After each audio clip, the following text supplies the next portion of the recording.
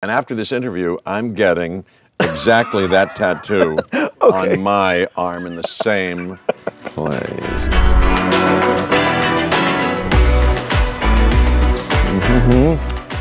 Wow, look at that. Hello. Hi. Oh, Olivier. Hello, Jeff. It's Olivier.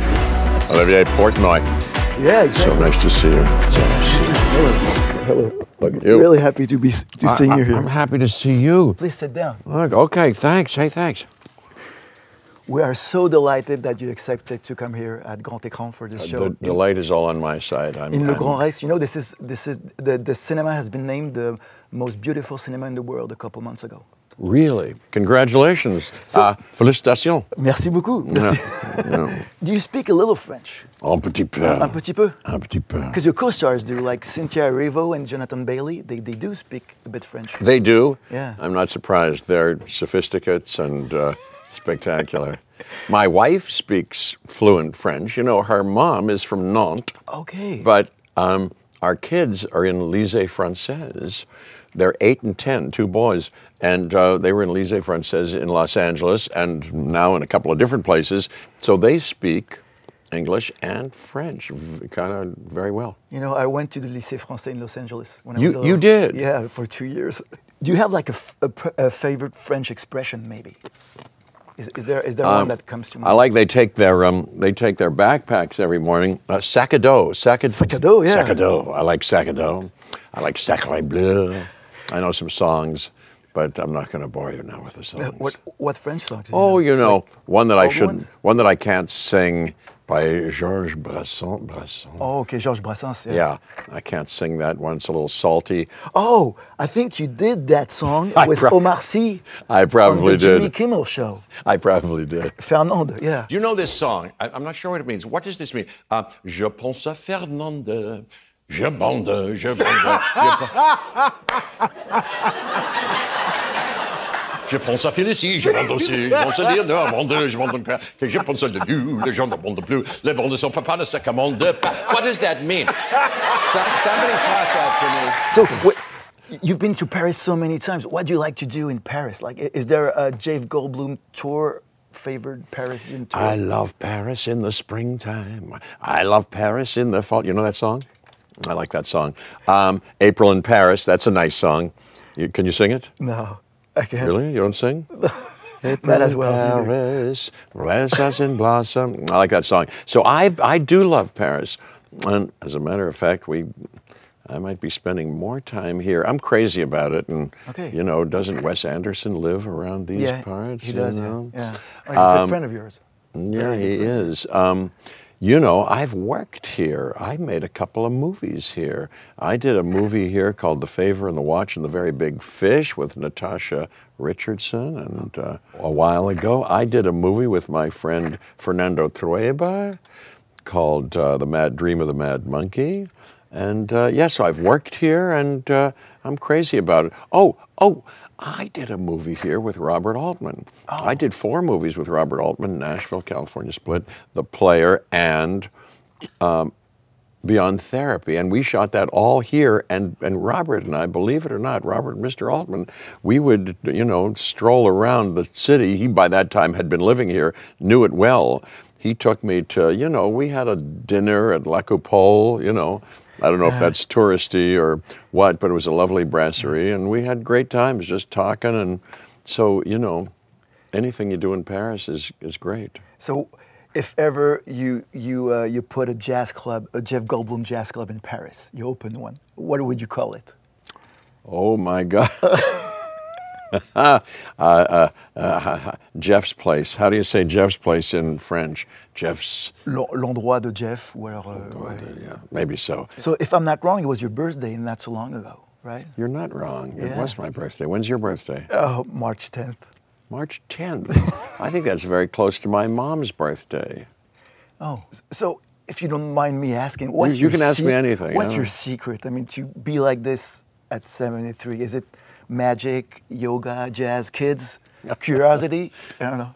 Well, those are all good ideas. No, I have no secret, you know. I do take care of myself, you know. I mean, I like to sleep, even though we flew in here yesterday, you know, even with jet lag, you know. I try to sleep conscientiously and intentionally. I try to eat well, listen to my doctors. And what else? Yes, curiosity, you said. Well, I've devoted my life and have been very lucky to have been living my life working at something that I'm crazy about.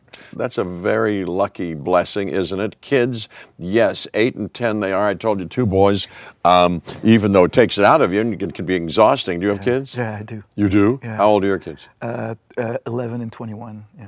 Whoa, you really, how about that? So you know better than I do. Yeah. So it can take you out of you, but it does keep you amazed, curious, seeing things through their eyes is refreshing and revivifying.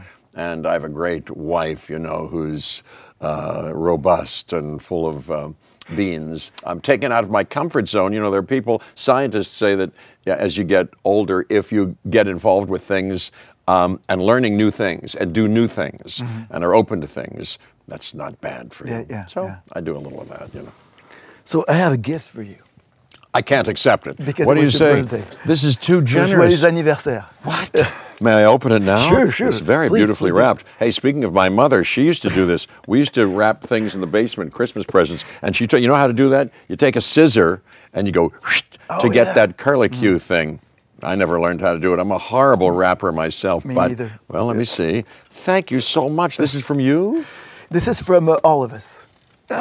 Hopefully you like it. I don't know. It's open it. I like it already. It's unnecessary. It's too generous. And you'll see. And look at this black and silver. It's like a New Year's Eve motif gift. It's something like your friend Michelle Yeoh really likes. She loves that.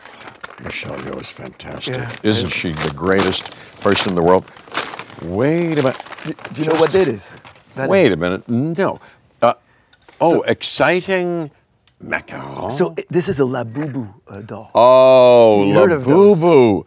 I do know it. Yes, and I saw her with it, and I know there's she loves those, yeah. It's all the rage, and my wife likes it, and our kids like it. Oh, cool. And we have 3 at home already from them, but I don't have one. So it's a blind box. So you open it, you don't know what's in it. You know, that's kind of the Do you know what's in it? I don't know. Nobody knows. It's a mystery. Yes, c'est mystère. The La Boubou, le mystère. Wait a minute. I like this already. So it could be green. That's Wicked's color. You know. Really? Okay, here it goes. There you go. Ooh, wait. Oh, you looked at it before. It is No, green. I did. You must have. I love it. This is the magic. Yeah. I love it. Thank you so much. You were too sweet. Oh my gosh, you're too sweet. Wait a minute. No, wow. Is there anything I should know about? Because I don't know about the legend of the Boubou. And what is it for? What do you do? It's like, is that like a key? That's not a key ring or It's something. a key ring. Yeah, kids put it on their sac à dos or on their bags or, you know. Well, that's great. I will cherish this forever. I you. love it. Now, do you name them or anything? Or? Yeah, you can. Olivier. This is Olivier. My La Boubou.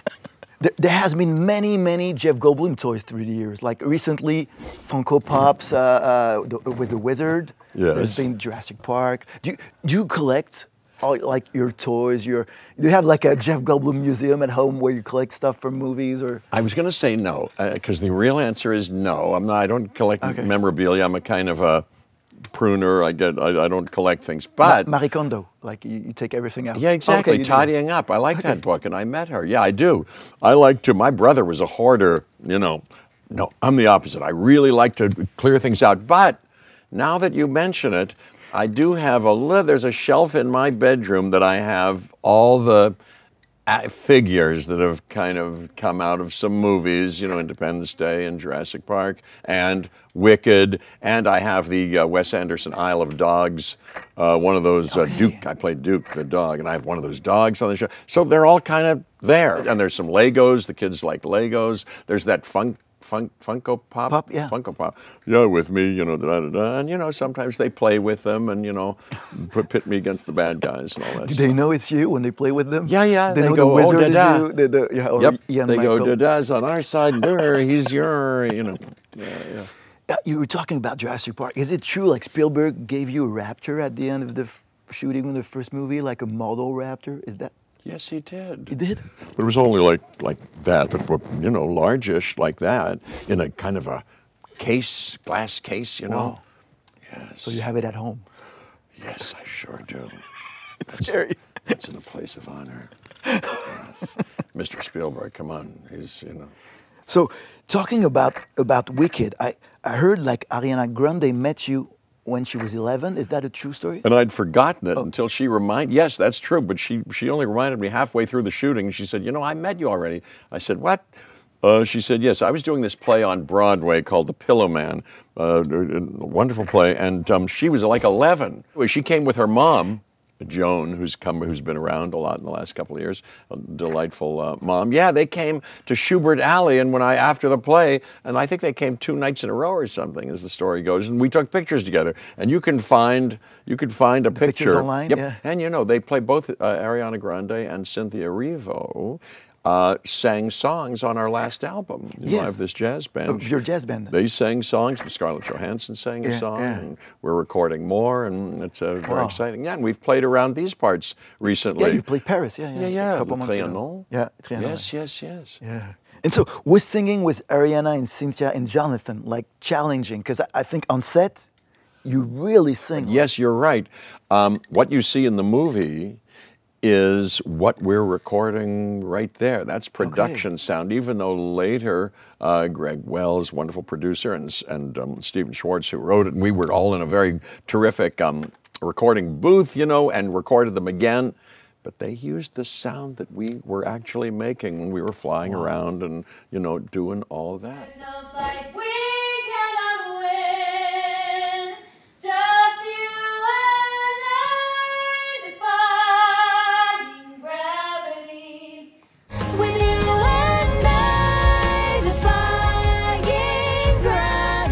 I think Cynthia and Ariana got matching tattoos for Wicked too. Yes, and after this interview, I'm getting exactly that tattoo on my arm in the same place. Is that, how many do you have? I don't know, like 7, 8, I don't know. Really? You're a very interesting fellow, Olivier. And let me see, what is that? Well, that's did you see, did they see that? You know what? Actually, it's about Steven Spielberg. I mean, there's the Back to the Future, there's E.T., there's the Star Wars. That's me and my daughters. And really? Yeah, you have 2 daughters? Yeah. Really? So it's all movies? It's all movies. Because you love movies? Yeah, I do love movies. That's why I'm here, yeah. I do too. So Wicked is about being different. It's about accepting its differences. Yes. And Prince Figaro in this one says, it's about looking things another way. Looking at things in other ways. Way, yeah. Yes, absolutely. That's one of the thrills of this entertainment, that it's a story we know, and it kind of, you know, reverses the angle, and you find out secret and amazing things. And seeing things from other, you know, walking a mile in another person's shoes, or seeing things through their eyes is, important. Absolutely. Instead of staying in your own perspective and, you know, isolated view. And yes, everybody feels different in a certain way, and there are different people. But, you know, the scientists will tell us that we're all separated by nothing. We're all the same. We're all connected. Even the creatures on the planet and us are the same.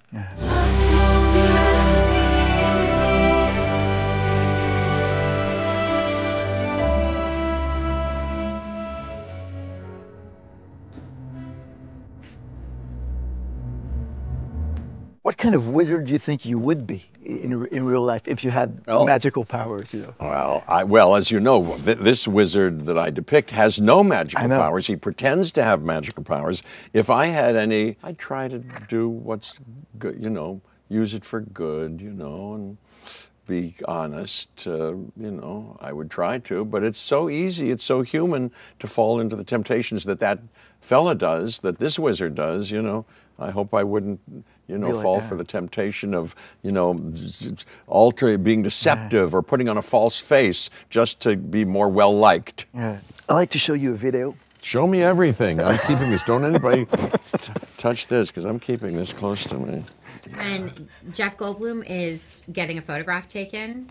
He's singing. Da, da, da, that's a dinosaur. Yes, that's a dinosaur. So now every time I hear the theme, all I hear is he goes, it's a dinosaur. It's a dinosaur. So is it true you used to sing on the music, John Williams' music, during the shooting of Jurassic Park and Jurassic World? Oh yeah, I find myself singing some of his things, but I sing everything, and sometimes on a movie set, you know, it keeps me going or informs something about something. So you invent lyrics, like when you did those pictures for Jurassic World, like. Well, these lyrics came through the internet. Actually, you know, in Jurassic Park, scary in the dark. I'm so scared that I'll be eaten.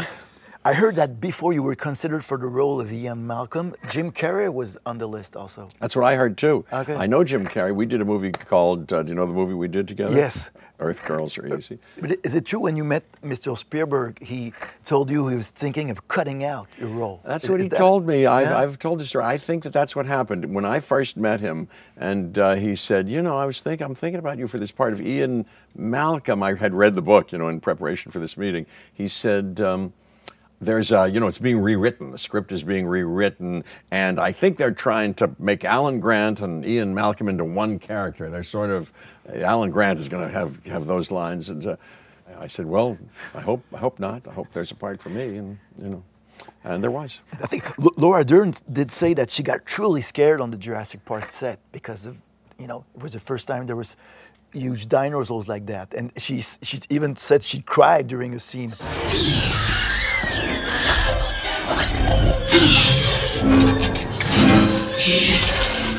Well, I'm a weeper too, myself, here and there, but I don't think I got scared like that.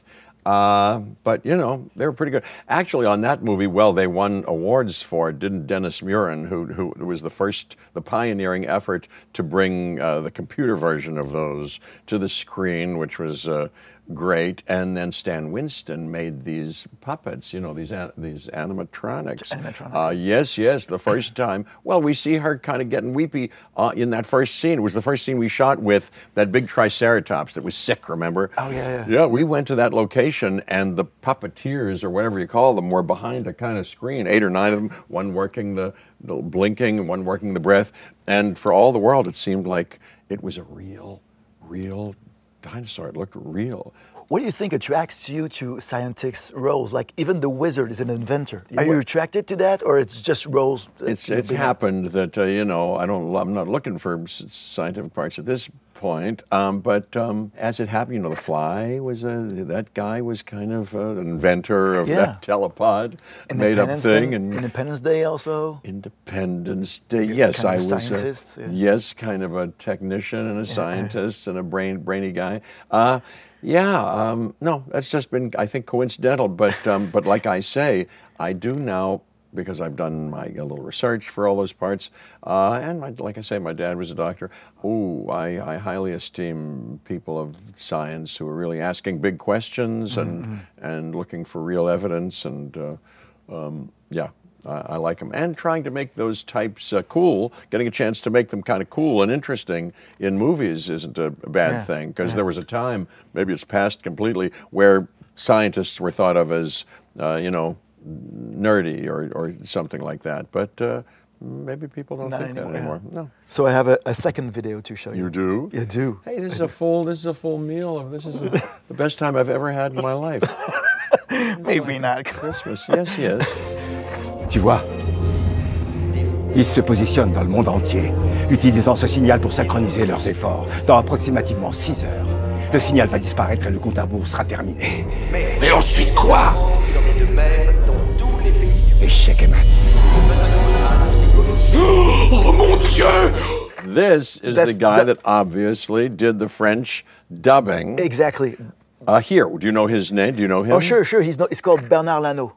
Bernard Lano. So he dubbed you in the Independence Day, in all the Wes Anderson movies. Oh, he did? And you have another comedian who dubs you called Richard Darbois, who did Jurassic Park and who does Wicked also. Really? So there's there's two of them. Well, bravo to both of them, and this guy seems fantastic. But there are theaters that play these movies here with French subtitles, and so you hear my voice. Exactly. Do you like to go see movies like that, or do you like to see the dubbed version? I like to see the movies in English, like in the original language. I do too. I do too. In when we get foreign language, we call them foreign language movies. There, I like to hear the actor doing the lines in whatever language it is, and then I like to see the English subtitles. But as kids, we all grew up watching your movies with the French version, you know. So we heard those guys' voices for years. Yeah. So that's well, thanks to them, I say. Have you watched yourself in different languages, maybe? Here and there, funny? yes. Yeah. I get a little bored with myself. I watch the movie when it first comes out, but then I don't see it in English. I don't see it in the original much when time passes. And, if I come upon it in other languages, that's fun. And talking about Independence Day, I always have in mind this scene where you smoke a cigar in the desert with Will Smith. Yes, I know it well. The end scene, yes.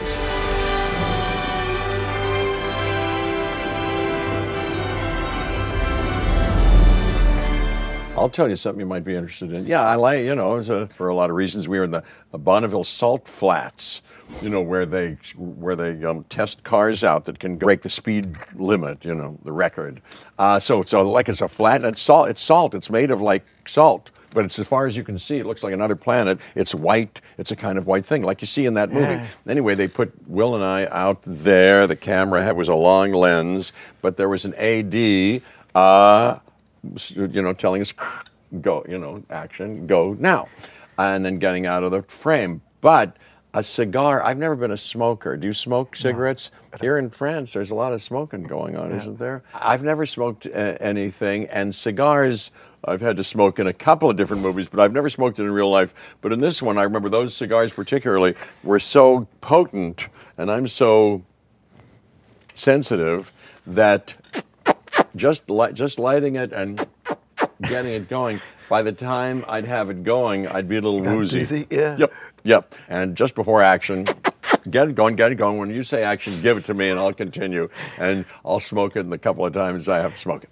That's it. And our band played in a cigar bar in Los Angeles, in Beverly Hills for a while, like once a week. And everybody was smoking cigars there. And at the end of the night, you'd go home and smelling like cigars? Yep. And your hair would smell. Those are smelling. It's nice tobacco. I had to do another movie where I smoked a pipe. And, some of that tobacco is, there are connoisseurs and people enjoy that and it can smell good. But it's not for me. Yeah. So like you said before, you work many times with aliens. You have been in Alien also on film. I've been in Alien, Asteroid City and Earth Girls Are Easy. Easy, yes. And the Invasion of the Body Snatchers. Oh, yeah. I get turned into an alien. Yeah, we're fighting aliens, then I got turned into an alien. That's right. Buckley Banzai, fighting aliens. So many times. Are you interested in intelligence life outside of? Yeah, all those are fascinating to me, but I'm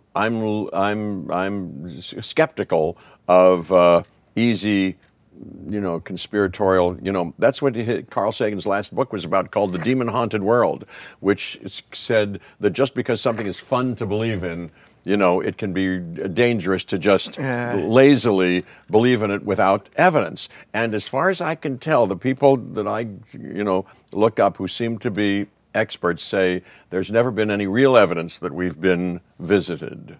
And who knows, I think it's still an open question. And they're trying to SETI, I've talked to people who are involved in SETI, SETI. Okay. We're trying to, make ourselves available and see and answer many questions. But I'm interested and curious about it.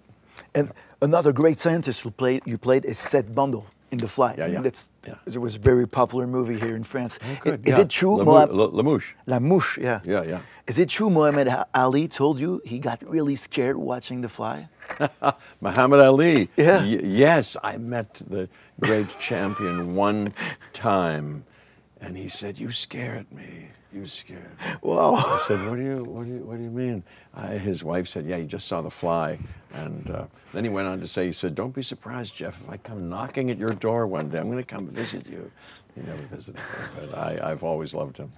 Your kids haven't seen The Fly yet, or your Jurassic Park? No, yeah. I don't think they should. That's a good Yeah, question. yeah, We maybe should they'd be compare scared. notes about what you show them when. And seeing Dad turning into a fly. Well, you know, Dad that turning can into the be fly, and disturbing. it might be scary and disturbing.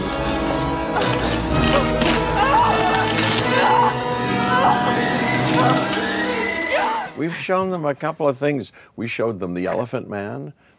I don't know if that was too soon for them. They were a little disturbed by that, but it's a wholesome message, you know. That they say they like scary things, but the other day we showed them a bit of The Birds.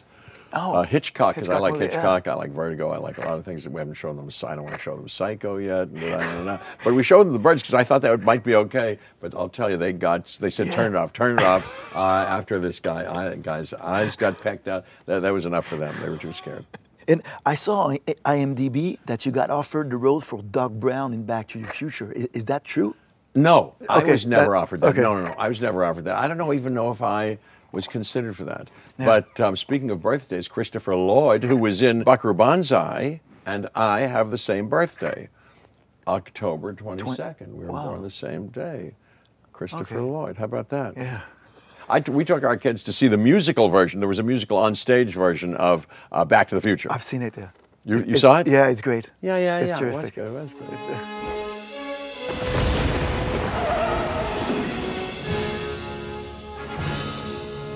Great Scott! Have you seen the Wicked version on Broadway?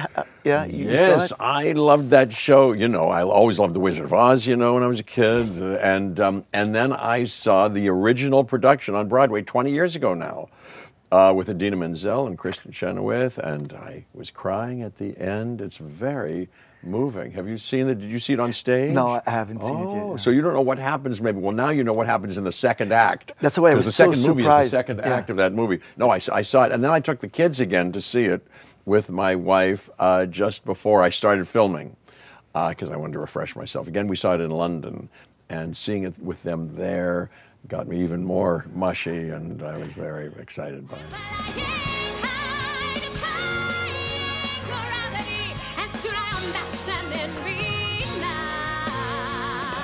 So, with all the movies you've made, is there a role you haven't done yet? Is it something you're looking toward to do? Is there something left, you know, that you haven't done, that you dream of?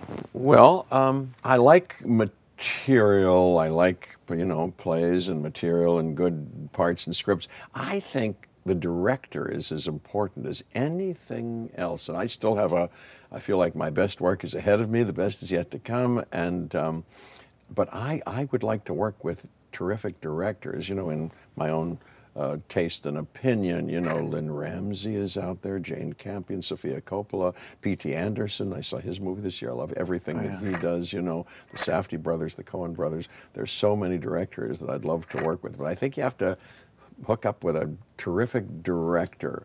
You know, there are people who haven't made movies yet, and everybody had to start somewhere, and so you have to figure out whether this upcoming person might be wonderful, you know, but that's what I'm interested in, working with great directors. There we go. The person who does that job is often, they need to be sensitive, so if you're right before you do something, they don't go, okay, there we go, and they go, okay,